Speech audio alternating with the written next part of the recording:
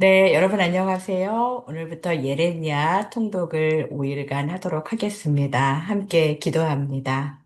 하나님 감사합니다. 예레미야서 통독을 통해서 하나님이 내가 원하는 거, 내가 원치 않는 거 시키실 때 내가 원하는 것만 기꺼이 하는 것이 사명이 아니라 전달하기 어렵고 사람들에게 인기가 없고 사람들이 정말 듣고자 하지 않는 말들을 전하는 것. 그 가운데서 씨름하던 예레미야의 모습 속에서 우리가 순종의 사명이 어떤 것인지 발견할 수 있게 인도하여 주옵소서. 경고하시지만 심판하시지만 결국 회복과 소망을 주시는 하나님을 예레미야서 통해서 더 묵상하게 되기를 원합니다. 주님, 이 통독의 여정을 지켜 주옵소서. 감사드리며 예수님의 이름으로 기도합니다. 아멘. 네, 오늘 예레미야의 핵심 문장을 먼저 한번 짚고 시작을 하겠습니다. 제가 기도했던 것처럼 예레미야서는 눈물의 경고가 있었지만 결국은 새 언약의 소망을 주시는, 그래서 눈물의 경고 그리고 새 언약의 소망, 이것을 먼저 키워드로 잡고 통독을 하시면 좋겠습니다. 예레미야는 유다의 죄와 멸망을 매우 엄중하게 경고했지만 그 경고가 끝이 아니라 결국 하나님께서 새 언약으로 백성을 회개시킬 것을 선포하는 그런 책입니다. 먼저 예레미야서의 이 예레미야의 이름부터 한번 볼까요? 예레미야의 이름의 뜻은요, 여호와께서 세우신다라는 뜻입니다. 그리고 여호와께서 높이신다라는 뜻도 가지고 있어요. 자, 이 이름이 주는 메시지 무엇일까요? 하나님께서 세우시고 하나님께서 높이시는 하나님의 주권, 그것을 우리가 느껴야 됩니다. 그래서 하나님이 주권적으로 세우셔서 보내신 사람이라는 그런 이름의 정체성이 담겨 있습니다. 우리가 예레미야서를 보면은 진짜 어려운 말들, 내가 이렇게 얘기했었을 때 계속 화내고 또 결국 나중에는 막 잡혀가고 또 착고에 갇히고 감옥에 갇히고 그런 일까지 하면서도 하나님의 사명에 순종해야 됐었던 예레미야의 모습을 볼 수 있지요. 자, 예레미야 쉽지 않은 선지자였지만 그럼에도 불구하고 우리는 믿음으로 이 순종에 대해서 나에게 주시는 의미가 무엇인지를 발견해야 될 것입니다. 예레미야는 베냐민 지파 아나돗의 사람이었습니다. 그러니까 아나돗이라는 곳이 예루살렘의 북동쪽에 위치했고 그것은 제사장의 성읍이었습니다. 자, 예레미야가 성전 설교를 하고 왜 그렇게 그 지도층이나 성전 제사 제도에 대해서 신랄하게 비판했을까? 누구보다도 잘 알고 있었기 때문이었겠죠. 자, 제사장 힐기야의 아들이었어요. 그러니까 제사장 가문 출신이었습니다. 예언만 그냥 받아가지고 말하는 사람이 아니라 성전과 또 제사제도, 지도층의 신앙 현실을 누구보다도 가까이에서 알고 있었던 인물이었기 때문에 하나님이 그것을 들어서 예레미야를 예언케 하신 게 아닌가. 읽으면서 그런 생각을 하시면 좋겠습니다. 그가 활동했던 시대는 자, 우리가 이 지도에서도 볼 수 있지만 국제 정세가 매우 거칠게 요동하던 시기였습니다.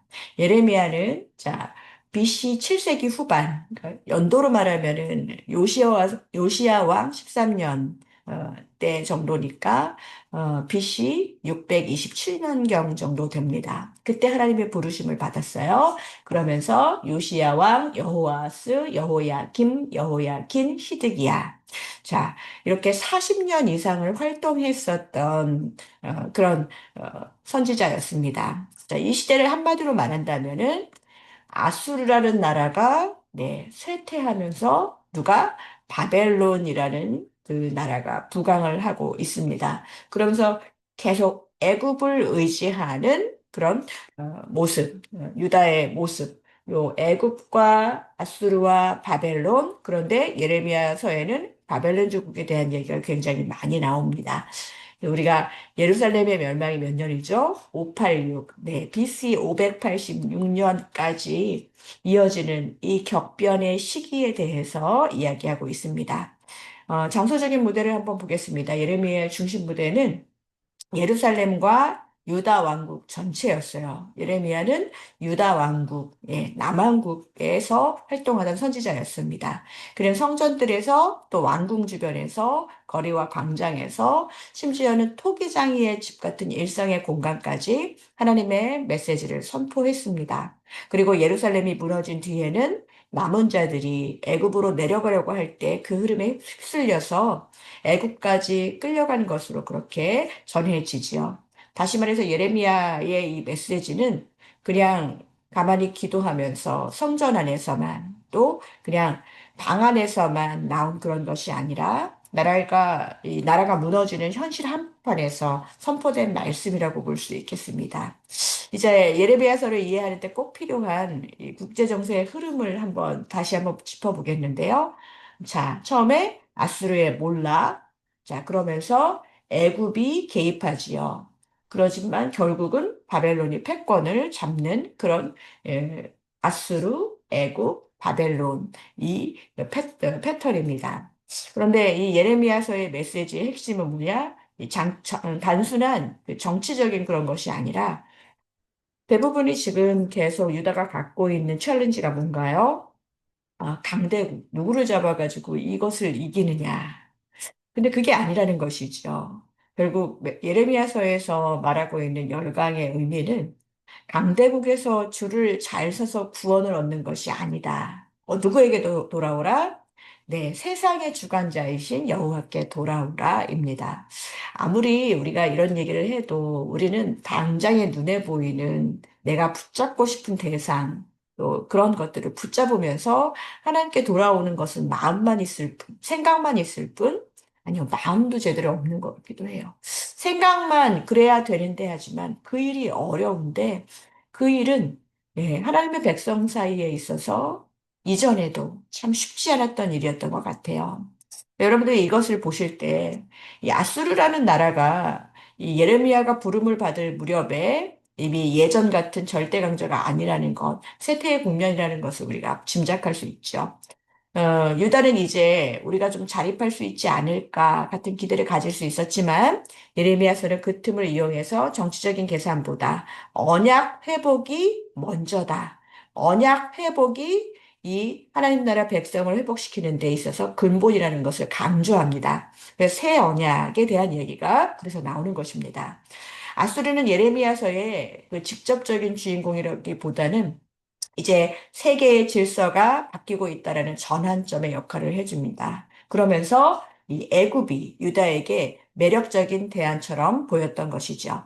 이제 아수르가 약해지자 애굽이 북쪽으로 올라와서 영향력을 점점점 넓히고 유다는 애굽 편을 불면 이 바벨론을 막을 수 있지 않을까라고 그렇게 기대를 합니다. 하지만 예레미야는 이 친애굽 노선, 즉 동맹 의존을 강하게 비판하고 경고합니다. 핵심은 이것이죠. 애굽은 구원자가 아니다. 자, 회개를 미루게 만드는 가짜. 우리가 계속 안전장치라고 말하는데 붙드는 안전장치지만 그것은 가짜에 불과하다는 것입니다. 예루살렘 멸망 후에도 남은 자들이 애굽으로 도피하려고 하지만 예레미야는 이것이 그 선택 역시도 하나님의 뜻이 아니다. 하나님의 뜻은 어디예요? 바벨론 포로로 가는 거예요. 그래서 이 애굽도 아니다. 이제 바벨론 제국은 예레미야에서 가장 결정적인 역할을 하는 강대국이지요. 바벨론은 그냥 국제정치의 승자일 뿐이 아니라 유다를 징계하는 하나님의 심판 도구처럼 묘사가 됩니다. 그래서 바벨론이 의로우냐? 그것은 아니었지요.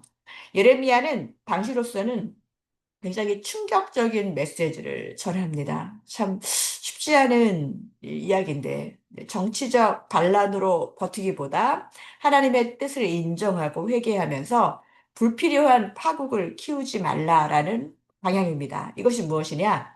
바벨론의 포로로 가는 것이 하나님의 뜻이다. 다만 이것이 바벨론이 의로워서가 아니라 예레미야 후반부에 보면은 바벨론 역시도 결국 심판받을 대상으로 선포가 되지요. 하나님 백성을 위해서 하나님 백성에게 하나님이 정말로 회복시키고 또 새 언약에 대해서 다시 한번 상기시키기 위해서 하나님이 사용하시는 그런 심판의 몽둥이 정도에 불과하다라는 것입니다. 예레미야는 이제 우리가 36장까지 읽다 보면은 예레미야의 그 서기관 역할을 했던 대필자가 있습니다. 바로 바룩이라는 사람인데요. 예레미야가 하나님 말씀을 선포하면 바룩이 예레미야의 입에서 나온 그 얘기를 받아서 두루마리에 이렇게 기록했다라는 기록이 예레미야 36장에 있습니다. 그러니까 예레미야가 직접 나가기 어려울 때 바룩이 성전에서 그것을 공개 낭독했었고 그 두루마리를 여호야김이 찢어서 불태웠어요. 그래서 하나님이 다시 기록하라고 하셔서 바룩이 다시 쓰고 내용이 더 보태진 것.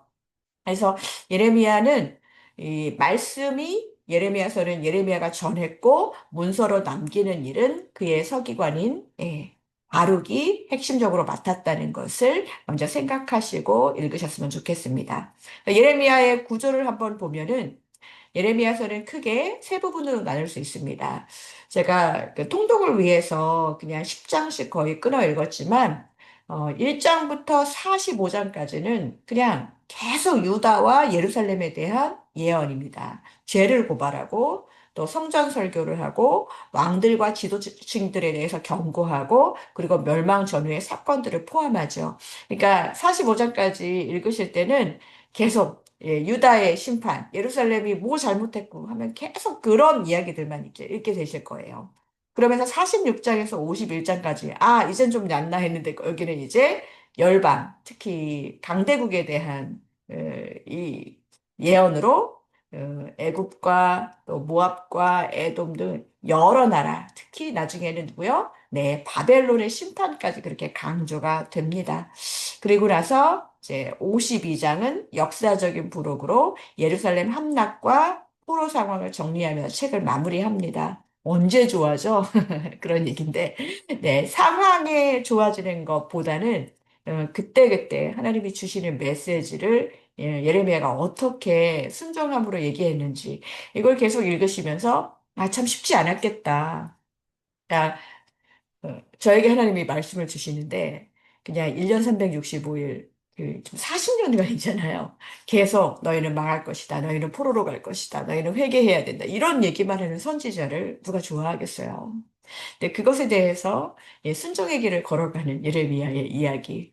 그냥 우리한테 듣기 싫은 말을 전해주는 것이 아니라 선지자로서 자신도 내적인 갈등이 얼마나 많았을까.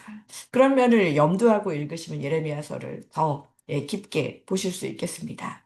그래서 예레미야서의 이 특징입니다. 오늘은 첫날이기 때문에 제가 PPT보다 여러분들에게 어떻게 읽으면 좋을지 그 가이드를 드리기 위해서 지금 말로 좀 더 많이 하고 있습니다.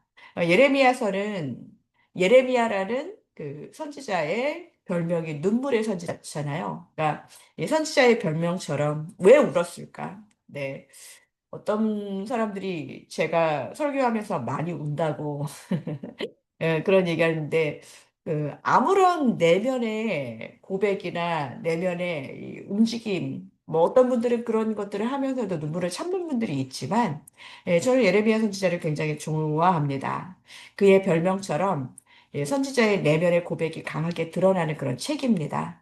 두렵기도 하고 외롭기도 하고 또 분노와 기도와 탄식 그대로가 그 감정적으로 잘 기록되어 있어서 메시지가 단지 그냥 딱딱하게 교리로 끝나는 것이 아니라 선지자의 삶으로 전달되는 것, 이 부분을 읽으셨으면 좋겠습니다. 또 두 번째로는 심판과 메시지 속에서도 회복과 새 언약이 크게 자리한다는 것입니다. 여기 보시면 눈물의 경고와 새 언약의 소방이라는 말이 나오죠. 자, 여기에서 죄 지었지만 그래서 죄에 대해서 심판하시는 하나님, 그러나 회복이 있음을 이 죄, 심판, 회복의 흐름을 분명하고 명확하게 이야기하고 있지요. 자, 여러분들 예레미야서를 읽으실 때 31장을 잘 읽으셔야 됩니다. 31장의 새 언약은 예레미야서의 신학의 중심적 메시지입니다. 그리고 세 번째로는 예레미야서는 형식적인 신앙을 강하게 비판합니다. 네, 그걸 좋아하는 사람은 없겠지만 대부분 형식일 때가 많아요. 성전이 있으니 안전하다. 이게 그 당시에 성전을 짓고 나서 유다 백성들이 가지고 있었던 교만함이었잖아요. 그런데 이런 성전 불패 사상, 성전이 있으니까 우리는 거기서 안전하다, 하나님을 만날 수 있다. 이런 종교적인 자기 확신을 깨뜨리는 것이 중요합니다. 그래서 예배와 제사보다는 뭐가 중요하다? 정의와 순종과 회개를 강조하지요. 보여지는 성전이 중요한 게 아니라 우리의 마음이 어떤가가 중요하다는 것이죠. 자, 네 번째로는 국제 정서가 이 메시지에 직접 연결이 됩니다. 유다는 외교로 살 길을 찾으려고 했다고 제가 말씀드렸죠. 자, 그런데 예레미야는 그렇게 줄을 잘 서는 그런 것, 외교가 하나님의 뜻이 아니라, 먼저 하나님의 뜻을 헤아리는 것을 찾으라고 얘기합니다. 하나님의 뜻이, 네, 예레미야가 전달하는 듣기 싫은 말이었어요. 우리는 그냥 이 예루살렘에서 잘 지낼 수 있어가 아니라 너희 한번 가서 포로 갔다 와 하는 이야기였는데 그 하나님의 뜻에 굴복하지 못해서 그 이야기를 하는 선지자를 해하려고 하는 그런 모습들 보시면서 하나님의 뜻이 무엇인지 때로는 나를 향한 내가 원치 않는 하나님의 뜻이라도 순종하는 그 이야기. 자, 그것을 읽으셨으면 좋겠습니다. 또 다섯 번째로 예레미야의 읽음을 계속 통독을 하다 보면은 상징 행동이 굉장히 많아요. 뭐 허리띠를 상징하고 뭐 토기장이 또 멍에 또 밭을 사는 행동 등 이렇게 상징 행동이 이 말로만이 아니라 몸으로 이렇게 전달하는 예레미야의 이야기.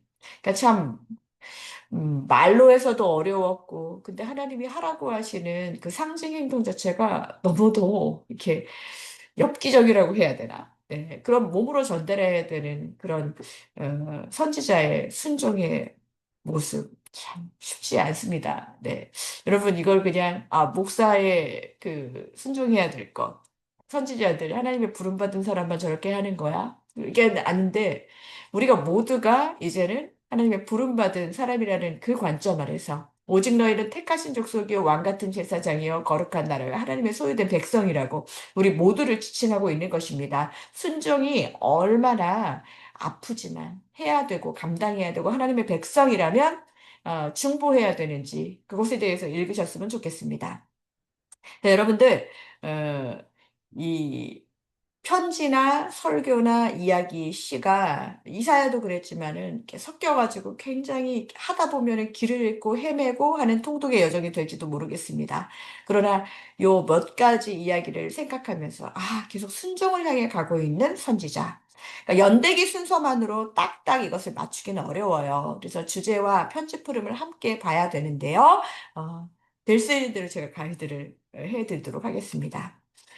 예레미야서의 흐름을 간단히 요약하면은 이렇게 볼 수 있는데요. 자, 1장이 소명과 사명으로 선언을 시작합니다. 그래서 2장부터 6장까지 유다의 죄를 고발하면서 회개를 촉구하죠. 이게 어디까지 간다고요? 네. 45장까지 계속 유다와 예루살렘에 대한 이야기라고 말씀드렸어요.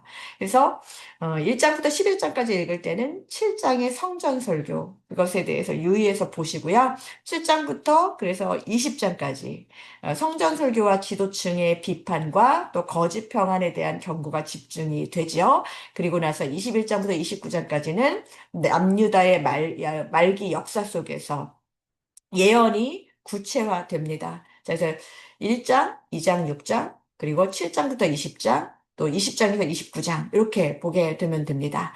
그리고 30장에서 33장까지가, 우리가 이사야에서도 너희를 위로하라, 내 백성을 위로하라 했던 것처럼, 자, 30장부터 33장까지는 좀 기대를 가지고 위로의 책이라는 그런 닉네임이 있습니다.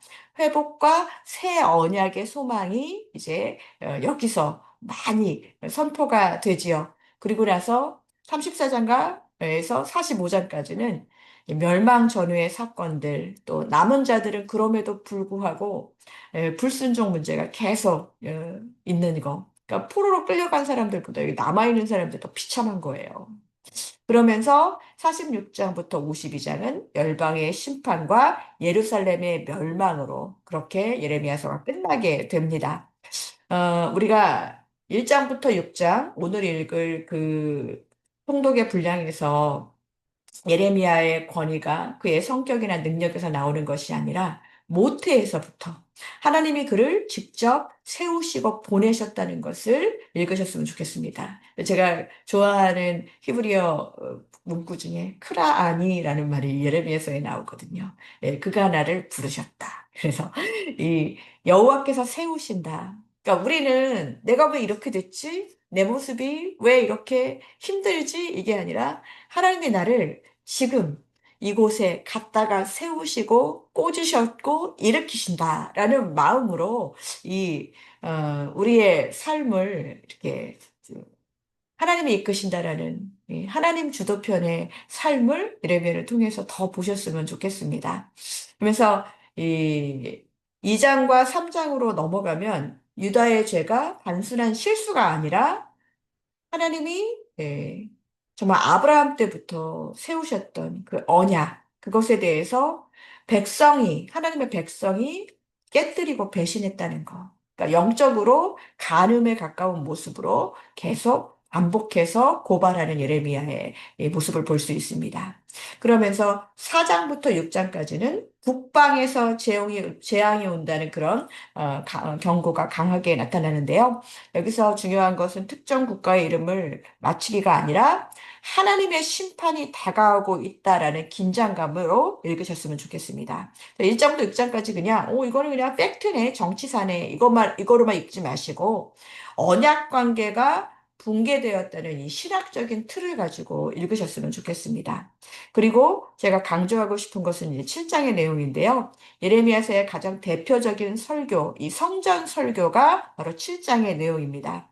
당시 백성들은 여호와의 성전이 여기 있다라는 말로 스스로를 안전하다고 확신했죠. 쉽게 말해서 성전이 있으니 우리는 괜찮다. 성전 불패 사상, 이것이 종교적인 자신감, 이 자신감이 교만함으로 나아가게 되죠.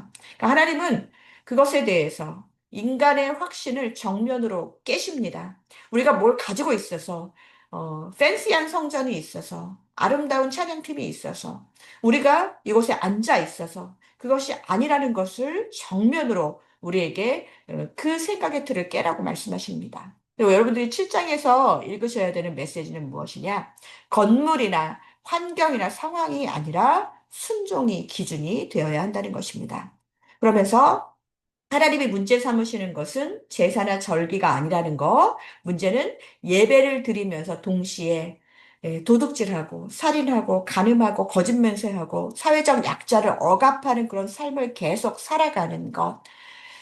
그렇다면 그것은 진정한 예배가 아니라는 것이죠. 맞죠? 지금 우리에게도 적용해 볼 수 있습니다. 예배와 삶이 분리된 신앙.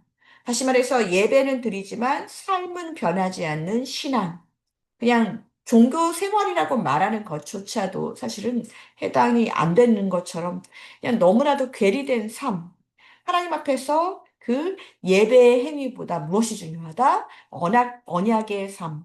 언약적인 삶으로 하나님과 함께 반딩되어 있는 그 삶이 훨씬 더 중요하다라는 것을 분명히 밝힙니다.